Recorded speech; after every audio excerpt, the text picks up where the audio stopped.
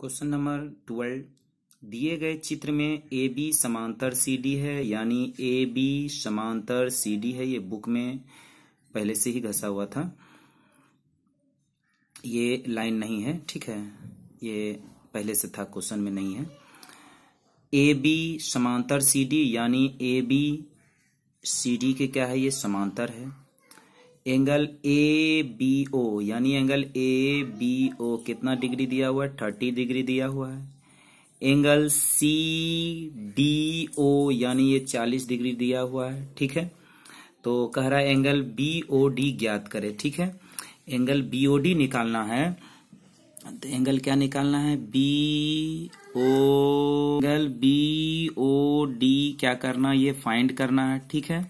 फिर से एक लाइन ड्रॉ करेंगे, यहाँ पर एक लाइन ड्रॉ किए, ठीक है, एक लाइन ड्रॉ करेंगे। और यही कंसेप्ट कि जब दो समांतर रेखाओं को एक तिर्यक रेखाएं प्रतिच्छेद करती है, तिर्यक रेखाएं प्रतिच्छेद करती है, तो एकांतर दो समांतर रेखाएं, जब दो समांतर रेखाओं और तिर्यक रेखा प्रतिच्छेद करती है तो एकांतर कोण बराबर होती है, अल्टरनेट एंगल क्या होती, बराबर होती है। ये दोनों अल्टरनेट एंगल है, यानी ये दोनों समांतर रेखाएं हैं और एक तिर्यक रेखा प्रतिच्छेद करती है, तो एकांतर कोण बराबर होती है। ये एकांतर कोण है, ये दोनों कोण क्या होगा, बराबर होगा, और ये दोनों कोण बराबर होगा, यानी ये दोनों कोण बराबर होगा। अब ये 30 है तो ये कितना हो जाएगा, ये 30 हो जाएगा। क्यों? क्योंकि ये पैरेलल लाइन है इसके, और ये एक तिर्यक रेखा है, ये 30, तो ये 30 कैसे, एकांतर कोण से। अब सेम ये लाइन पैरेलल है और ये एक तिर्यक रेखा है, ये 40 तो ये 40। अब ये दोनों मिला के कितना हो जाएगा, 70 डिग्री, ठीक है।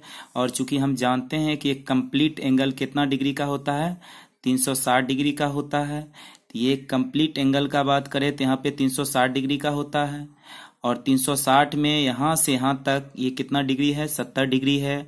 और हमसे पूछा गया यहाँ से यहाँ तक, यानी हमसे पूछा गया यहाँ से यहाँ तक, तो ये 70 डिग्री है।